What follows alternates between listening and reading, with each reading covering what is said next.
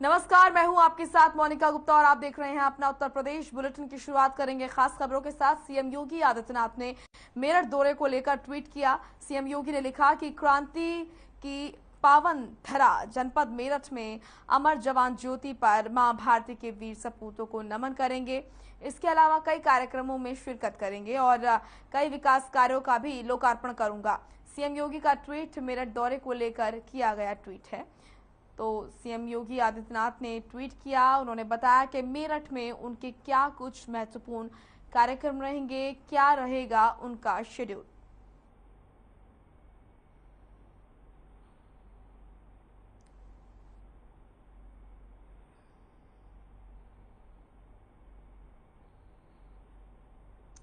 तो सीएम योगी आदित्यनाथ का ये ट्वीट आप देख रहे हैं। मेरठ शेड्यूल के बारे में उन्होंने बताया कि मेरठ में किस तरीके से क्या कुछ उनके कार्यक्रम महत्वपूर्ण रहने वाले हैं, किन किन कार्यक्रमों में वो जाएंगे। उन्होंने बताया लोकार्पण भी वो करेंगे विकास कार्यों का।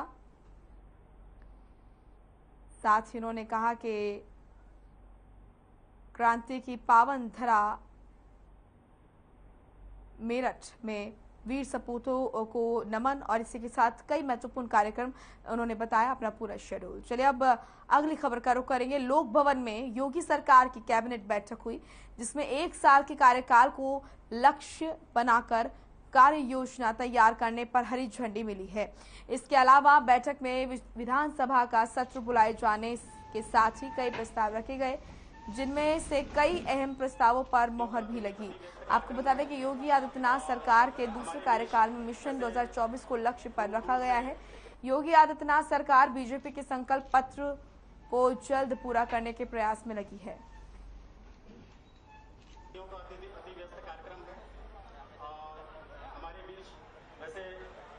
दूर दूर से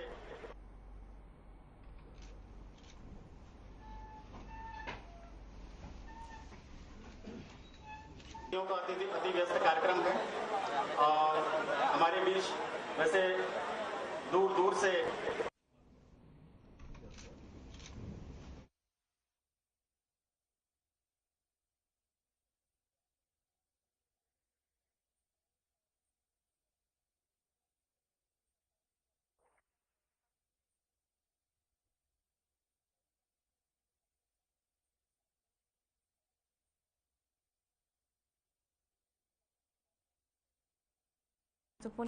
जा रही है। तस्वीरें आप देख रहे हैं, बैठक की तस्वीरें, और बताया जा रहा है कि इस बैठक में कई महत्वपूर्ण मुद्दे रहे जिन पर चर्चा हुई।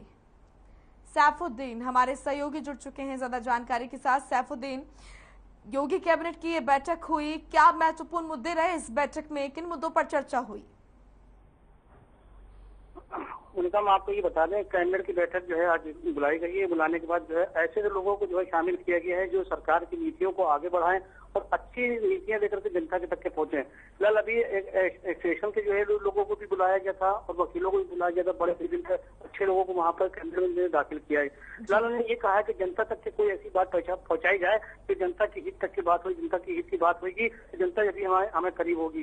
फिलहाल अभी कैबिनेट में ये भी कहा गया है कि जो स्वास्थ्य का मामला है, जो किसी कानून व्यवस्था का मामला है, उसको भी कहीं ना कहीं देखा जाए। ऐसे लोगों को जो है सौंपा जाए जो जनता के बारे में जानकारी ले सके और जनता के बारे में सोच सके। कैबिनेट में एक चीज और भी सामने नजर आई है। हम आपको ये बता दें कि जिस तरह के लोग मौजूदा हालात में यहाँ के थे, उनको भी सुप्रीम कोर्ट के यूपी के सरकार के एजीए बनाए गए हैं। प्रयागराज के भी ऐसे लोग सीएम योगी आदित्यनाथ ने उनको बनाया है। फिलहाल अभी इनको ये भी बता दें कि वकीलों को भी जो है कैबिनेट में बुलाया गया था। बड़े लेवल पे एक कैबिनेट मंत्री के जो है उनको भी बुलाया गया था। अभी हमने इस बात की भी जानकारी करी है, प्रयागराज के जो रहने वाले थे, सीएम के साथ बहुत करीबी थे, उनको भी जो है लोक भवन के अंदर बुला करके एजीए बनाया गया है हाईकोर्ट का। उन्होंने इस बात का एहसास दिलाया है कि कोई आदमी भी किसी जो ऐसे इंसाफ नहीं मिल पाता है तो उनके अलग एक बैंक बनाई जाएगी। जिनको पैसा नहीं है, जिनके साथ वकील नहीं लड़ सकता, तो उनके लिए अलग बैंक सरकार ने बनाई है। उसको जो उनके लिए जो है कहा गया है आप लड़िए और जो है कोई भी इनसे पैसा न लिया जाए, उनको इंसाफ दिलाया जाए। जी, और कौन से वो अहम प्रस्ताव रहे जिन पर मोहर लगी?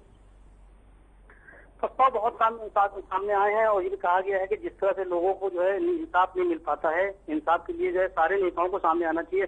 कैबिनेट में सबसे बड़ी सवाल ये भी उठ करके आया है कि कोई भी बड़ा नेता किसी कैबिनेट मंत्री को जो है बड़े लेवल पे जाता है, उनको रोकने की कोशिश करता है, उनके लिए भी कार्रवाई के लिए उन्हें प्रावधान रखा गया है। उसके लिए जो है बैठक में कहा गया। दूसरी चीज सरकारी स्कूलों के लिए भी कहा गया है।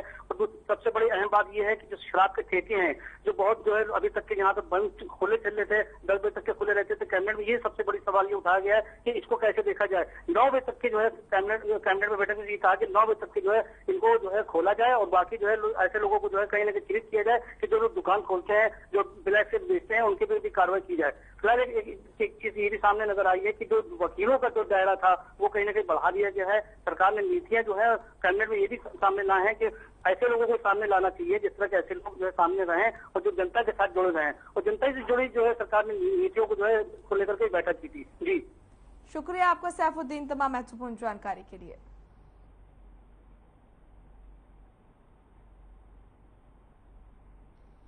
तो वही केंद्रीय मंत्री स्मृति ईरानी अमेठी के गौरीगंज में स्थित जयपुरिया स्कूल पहुंची, जहां उन्होंने स्कूल का उद्घाटन किया। आपको बता दें कि स्मृति ईरानी ने दीप प्रज्वलित कर कार्यक्रम की शुरुआत की और लोगों को यहां पर घरौनी वितरण किया।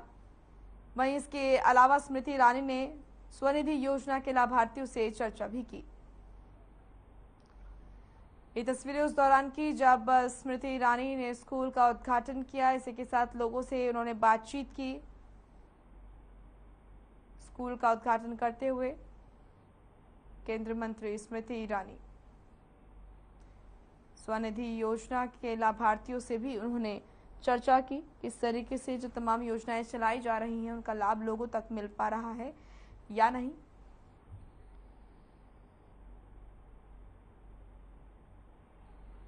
लखनऊ के सिटी मॉन्टेसरी स्कूल में शिक्षक धन्यवाद कार्यक्रम का आयोजन किया गया, जिसमें शिक्षा मंत्री गुलाब देवी ने शिरकत की, जिनका सीएमएस संस्थापक डॉक्टर जगदीश गांधी और डॉक्टर भारती गांधी ने स्वागत किया। इस दौरान उन्होंने 3000 से ज्यादा शिक्षकों का सम्मान किया। वहीं इस अवसर पर रंगारंग शिक्षात्मक सांस्कृतिक कार्यक्रम भी हुए।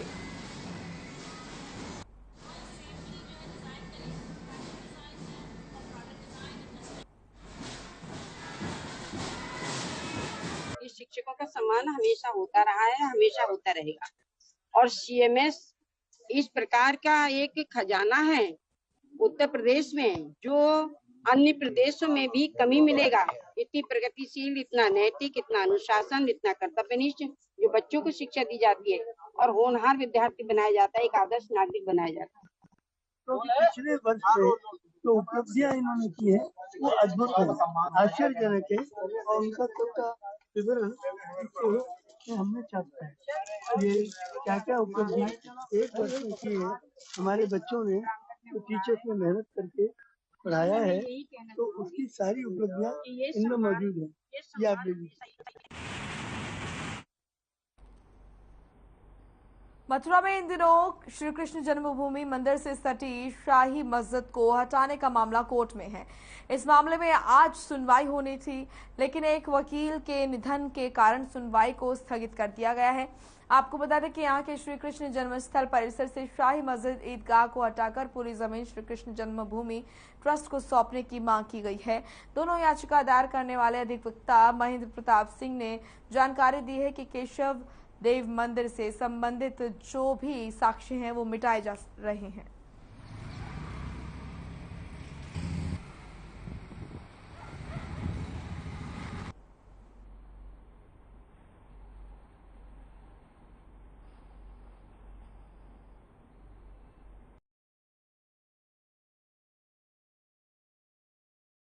सुनवाई होनी थी क्योंकि हमारे साथी अधिवक्ता वरिष्ठ अधिवक्ता का निधन हो गया, इसलिए कंडोलेंस हो गई और आज मामले की सुनवाई नहीं हो सकी। हमारी बहस 7 रूल 11 पे सीपीसी पे चल रही है कि ये मुकदमा मेंटेनेबल है या नहीं, और इसी पे सुनवाई अब 1 जुलाई माननीय न्यायालय ने नियत कर दी है। 1 जुलाई को हमारी मोहम्मद फारूक हमारे सहयोगी जुड़ चुके हैं ज्यादा जानकारी के साथ। मोहम्मद, इस पूरे मामले को अगर हम देखें तो बहुत जरूरी है कि गंभीरता से इस मुद्दे को लिया जाए।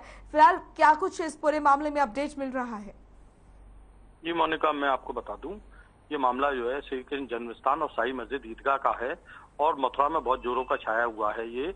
और इसमें एक आज बहस होनी थी इस मामले में सिविल जज सीनियर डिवीजन की अदालत में, लेकिन एक वकील का निधन हो गया, इस वजह से इसमें कंडोलेंस हो गई और बहस नहीं हो पाई।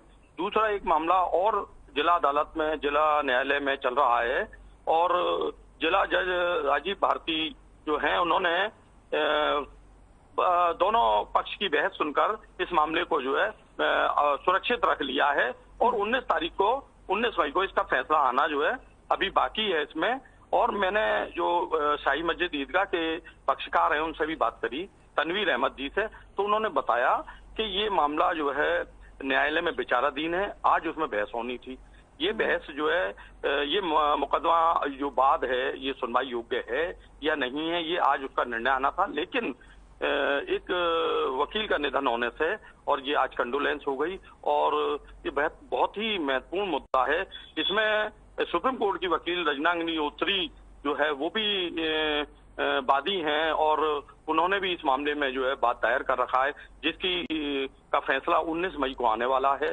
दूसरी तरफ पक्षकार शाही मस्जिद ईदगाह के जो सेक्रेटरी हैं तनवीर अहमद एडवोकेट, वो खुद स्वयं इस मुकदमे को लड़ रहे हैं और उनका मानना ये है कि अगर ये बात योग्य है सुनने के तो अदालत इसका फैसला करेगी जो है। और आज 1 जुलाई जो है इसमें तारीख जो है नियत की गई है, 1 जुलाई को इसका भी फैसला आएगा। ऐसे कुल मिलाकर करीब 7-8 मुकदमे जो है श्री कृष्ण जन्मभूमि और ईदगाह परिसर को मुक्त कराने के लिए श्री कृष्ण जन्मभूमि के बाद दायर हो चुके हैं। जी मोनिका, क्या इस पर किसी तरह का कोई विवाद होता हुआ नजर आ रहा है, क्योंकि जाहिर सी बात है कि 2 पक्ष यहाँ पर आमने सामने हैं?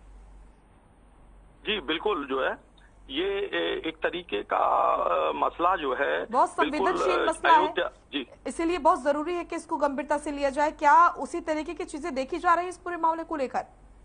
जी बहुत गंभीर मुद्दा है ये, और ये मुद्दा ऐसा है जिस तरीके से अयोध्या में बाबरी मस्जिद का और श्री राम मंदिर का जो मुद्दा था, ऐसी इसी तरीके से ये मुद्दा है।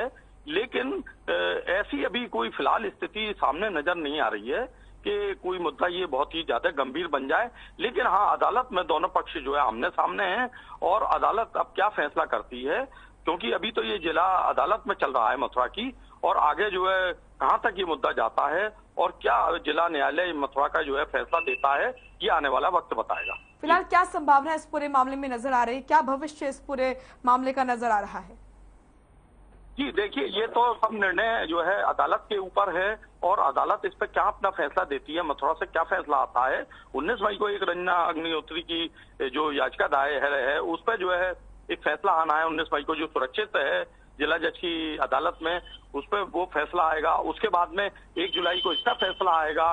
महेंद्र प्रताप सिंह जी जो एक एडवोकेट हैं, उनकी याचिका पर एक फैसला आना है। तो ऐसे कुल मिलाकर 7-8 याचिकाएं यहाँ पर डली हुई हैं और सभी लोगों का मानना यह है कि औरंगजेब के टाइम में, मुगल शासन में, ये मस्जिद के यहाँ पर जो है मंदिर के अवशेष थे और इसको जो है तोड़कर मस्जिद बनाई गई है। तो ऐसा अभी कोई बहुत ही आमने सामने नहीं है, क्योंकि अदालत में ही ये सब विचाराधीन है अभी मामला। जी शुक्रिया आपका तमाम महत्वपूर्ण जानकारी के लिए और अपडेट हम तक पहुंचाने के लिए। लखनऊ में महापौर संयुक्ता भाटिया ने महानगर स्थित कल्याण मंडप में सीता रसोई भवन का लोकार्पण कर जनता को समर्पित किया। आपको बता दें कि सीता रसोई भवन महापौर निधि से बनाया गया है और इसके निर्माण के लिए भी उन्होंने ही निर्देश दिए थे। आपको बताते चले कि सीता रसोई से यहां होने वाले आयोजनों के रसोई की व्यवस्था जनता को उपलब्ध होगी।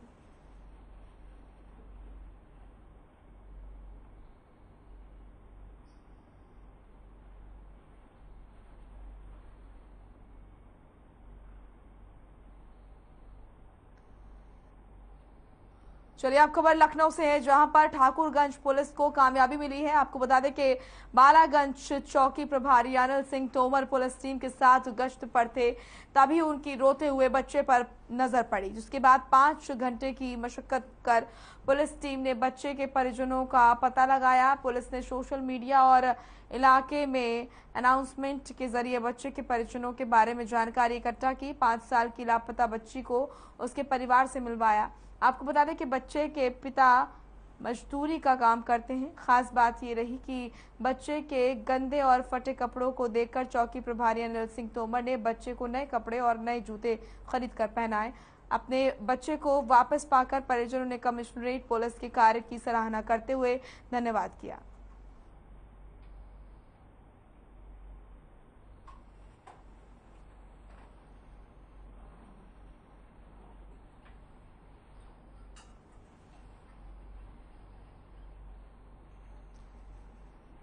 तो माँ बाप को उनके बच्चे से मिलवाया। पुलिस का ये सराहनीय काम यहाँ पर देखने को मिला। एक मजदूर का बच्चा जो कि लापता हो गया था, जब पुलिस की नजर उस बच्चे पर पड़ी तो उस बच्चे को जानकारी इकट्ठा करके माँ बाप से मिलवाने का काम किया गया। मजदूर का क्योंकि बच्चा था तो फटे पुराने कपड़े उसने पहन रखे थे बच्चे ने। यहाँ पर पुलिस की तरफ से बच्चे को नए कपड़े पहनाए गए, नए जूते पहनाए गए, जिससे कि अपने बच्चे को सकुशल देखकर मजदूर जो माँ बाप हैं वो काफी खुश नजर आए। अब रुक करेंगे अगली खबर का। खबर मथुरा से है, जहां पर उस वक्त अफरा तफरी मच गई जब बीच बाजार में देसी शराब की दुकान पर खुलेआम फायरिंग हुई। आपको बता दें कि बदमाशों के हौसले इतने बुलंद हो गए कि बदमाशों ने अवैध तमंचा लहराकर फायरिंग की, जिससे बाजार में दहशत फैल गई। पूरी वारदात सीसीटीवी में कैद हुई। सूचना मिलने पर मौके पर पहुंची पुलिस ने चश्मदीदों के बयान पर केस दर्ज किया है। ये घटना थाना मंगौरा के सौख चौकी की है।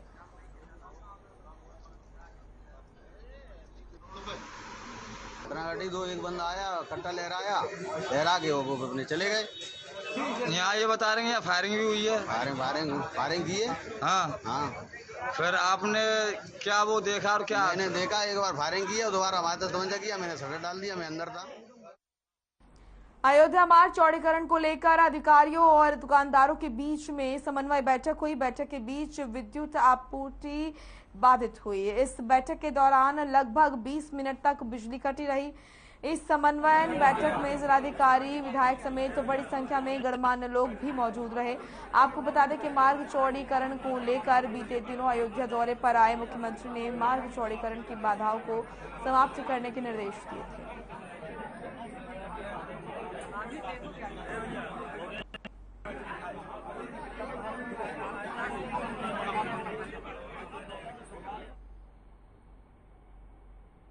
कानपुर मानवाधिकार सहायता संघ के कानपुर मंडल में आयोजित परिचयात्मक सम्मेलन में राष्ट्रीय अध्यक्ष सोनू सिंह ने कहा कि जनता को उनके अधिकार दिलाने के लिए जन जागरण अभियान चलाए जा रहे हैं और इस अभियान की सफलता तभी है जब समाज की अंतिम कड़ी को इसका लाभ पहुंचे। उन्होंने कहा कि समाज को जागृत और संगठित करने की दिशा में काम कर रहे हैं। मानवाधिकार सहायता संघ ने अल्प समय में जो लोकप्रियता हासिल की, निश्चित रूप से ये उपलब्धि सभी पदाधिकारियों और सदस्यों की रात दिन की मेहनत का ही नतीजा है।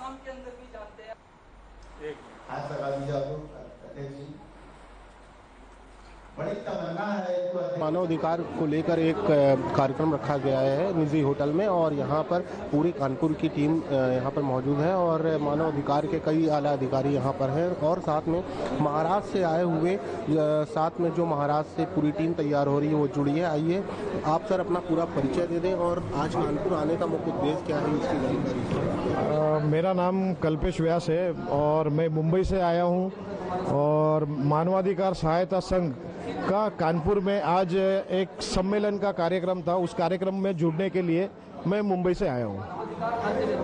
मेन मानवाधिकार को लेकर जो आप महाराष्ट्र में चीज़ों को बढ़ाने जा रहे हैं, इसका क्या मेन प्रोटोकॉल है और किस कारणों से आप क्या उचित लगा आपको जो आप महाराष्ट्र में लेकर? बिल्कुल, एक्चुअली ये जो मानवाधिकार सहायता संघ है उसका मतलब मेन जो है वो यूपी से शुरुआत हुई है और महाराष्ट्र में अभी पहुंची है।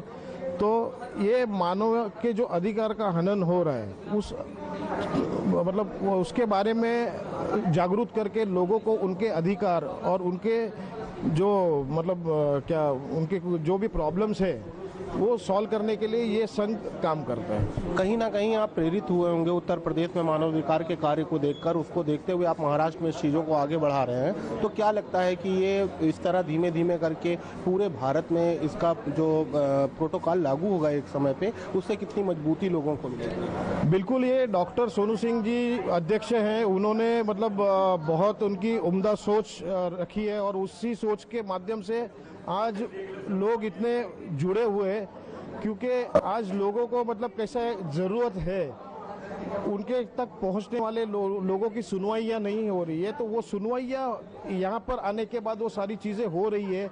उसमें फिर बाद में मेडिकल अश्योरेंस हो, मेडिकल कुछ मतलब तकलीफ हो तो मदद की जाती है, शासकीय कुछ भी हो तो उसमें मदद की जाती है। मतलब सारी चीज़ों में मतलब कैसे मानवाधिकार संघ काम कर रहा है और यहाँ के काम की मतलब जो मतलब प्रेरणा लेकर हम महाराष्ट्र में उसी तरीके से बढ़ाना चाहते हैं और महाराष्ट्र के साथ में पूरे भारत भर में ये महाराष्ट्र मतलब मानवाधिकार सहायता संघ जो है उसको एक बड़े स्वरूप में लाना चाहते हैं। बहुत बड़ी बात है। राजीव विश्वकर्मा भी जी हैं जो महाराष्ट्र से आए हैं और कहीं ना कहीं मानवाधिकार को लेकर महाराष्ट्र में चीज़ों को आगे बढ़ाना चाह रहे हैं। आइए इनसे जानते हैं कि किन कारणों से मानवाधिकार को चुना है इन्होंने महाराष्ट्र में आगे बढ़ाने के लिए। मानवाधिकार में आपने उत्तर प्रदेश में जो चीज़ें देखी उस हिसाब से अगर मैं आपसे बात करूँ कि आगे चल के महाराष्ट्र में इसकी जो स्थिति होने वाली है उससे कितना लाभ मिलेगा आम जनमानस? जैसे मैंने उत्तर प्रदेश में अभी सर्वे किया कल्पेश सर के साथ में, सोनू सर के साथ में, हमने जो देखा है अभी और जो जिस तथ्य पे हम आए हैं कि यहाँ पे लोगों को ऐसा है कि उनको उनका अधिकार ही नहीं मालूम है, आम लोगों को, जबकि ये बहुत ही कॉमन चीज़ें हैं जो उनका अधिकार है। हमारा यही जागरूकता रहेगी कि लोगों को हम जगाएं, उनको उनका अधिकार दिलवाएं, चाहे जैसे भी दिलवाएं, लेकिन लोगों के लिए जो अधिकार बना है, चाहे वो सरकारी हो और भी कोई हो, कोई भी योजना के तहत तो वो चीज़ें उन्हें मिलनी चाहिए। वो यूपी में हो रही हैं, इस चीज़ से हमें प्रेरणा मिली, हम ये चीज़ महाराष्ट्र में भी करेंगे और हम कर भी रहे हैं। 18 डिस्ट्रिक्ट में हमने ये सब शुरुआत कर दी है।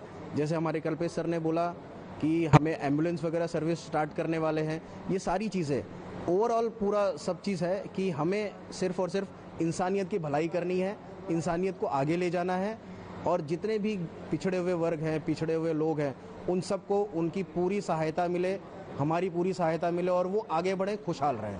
ये हमारा धन्यवाद। मानवाधिकार को लेकर एक बैठक हुई है जिसमें महाराष्ट्र से लोग आए हुए जुड़े साथ में और कहीं ना कहीं उत्तर प्रदेश में मानवाधिकार के कार्य को देखते हुए महाराष्ट्र में भी कार्य को आगे बढ़ाना चाह रहे हैं, जिससे जन जन को मानव का अधिकार पता चले और मानव का क्या मुख्य आधार है, चाहे बच्चे हों, बड़े हों, बुजुर्ग, महिलाएं हों, सबको अपने अधिकार की सही तरीके से जानकारी होनी चाहिए। हमारे साथ इस समय राष्ट्रीय अध्यक्ष सोनू जी मौजूद हैं। आइए इनसे जानते हैं किस तरीके से ये बैठक सोनू जी की गई है आज और इसका मुख्य उद्देश्य क्या है और साथ में महाराष्ट्र के लोग भी अब इसमें जुड़ रहे हैं, तो धीमे धीमे देखने को ये मिलेगा कि मानव अधिकार को अब कहीं ना कहीं पूरा भारत और भारत के बाद पूरा विश्व पहचानेगा। आप इसके बारे में क्या? बहुत बहुत धन्यवाद।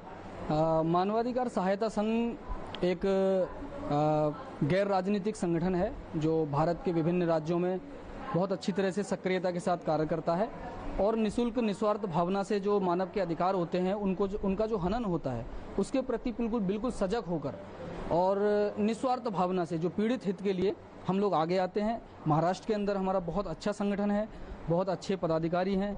24 घंटे हम ये सोचते हैं कि किसी भी तरह से अगर पीड़ित हमारे पास आया है तो उसकी हेल्प होनी चाहिए, क्योंकि आज के समय में आपको पता है, देखिए हर तीसरे कदम पर बिना पैसे के कोई हेल्प नहीं होती।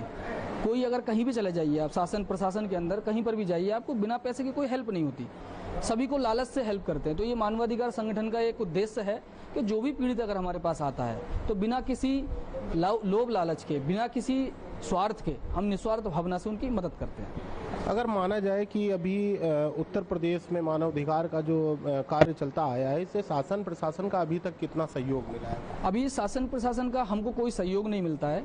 हम जितना भी होता है अपनी कैपेसिटी के अनुसार, अपनी क्षमता के अनुसार हम करते हैं। जितना भी हमारा विशालकाय संगठन है पूरे उत्तर प्रदेश के साथ साथ पूरे इंडिया में जिन जिन राज्यों में है, हम शासन प्रशासन की थोड़ी सी हेल्प के साथ हम चलते हैं, जिससे कि अगर कोई कार्य नहीं हो रहा है हम वहाँ पर शासन प्रशासन को अवगत कराते हैं, सच्चाई से वाकिफ कराते हैं, तो शासन प्रशासन हमारे साथ खड़े होकर हमारी मदद करता है। सोनू जी, बहुत बड़ी बात है कि आप एक इतना बड़ा कार्य कर रहे हैं कि पूरे समाज के मानव जाति को लेकर चल रहे हैं कि उनका अधिकार की उनको जानकारी मिले। आप उन मानव अधिकार को लेकर उन मानव लोगों को, जैसे बुजुर्ग हो गई, महिलाएं हो गई, गरीब हो गए, पीड़ित हो गए, उनको क्या संदेश देना चाहिए? देखिए, संदेश सभी के लिए सिर्फ एक ही होता है, मानव जाति के अंदर कोई भेदभाव नहीं होना चाहिए। अगर कोई पीड़ित है, परेशान है, दबा कुचला है और अपना पिछड़ा वर्ग है जो कि समाज के अंदर सबसे ज़्यादा उसको परेशान किया जाता है। कोई भी वर्ग हो, हर वर्ग के अंदर मनुष्य परेशान है। अगर आज के समय में ये सब हम जाति धर्म ये सब छोड़कर और उन सब से ऊपर उठकर अगर मानव जाति के लिए अगर हम कुछ करते हैं, उसके लिए अगर हम कुछ कार्य करते हैं, उसके लिए कुछ संदेश देते हैं, तो आप मानव होकर मानव की अगर मदद करते हैं ना, उससे बड़ा कोई संदेश नहीं है। तो जिससे कि आज के समय में जो दबे कुचले लोग हैं, परेशान लोग हैं, वो हमारे पास आते हैं। हम उनकी बिना किसी जाति धर्म पूछे, बिना किसी नाम पूछे हम उनकी हेल्प में सम्मिलित हो जाते हैं, जिससे कि एक मानवता का संदेश हम सभी को देते हैं कि इस समाज के अंदर, इस देश के अंदर एक मानवाधिकार सहायता संघ भी एक ऐसा संगठन है जो निःशुल्क और निस्वार्थ भावना से बिना किसी भेदभाव के लोगों के बीच में है और उनकी हेल्प करता है।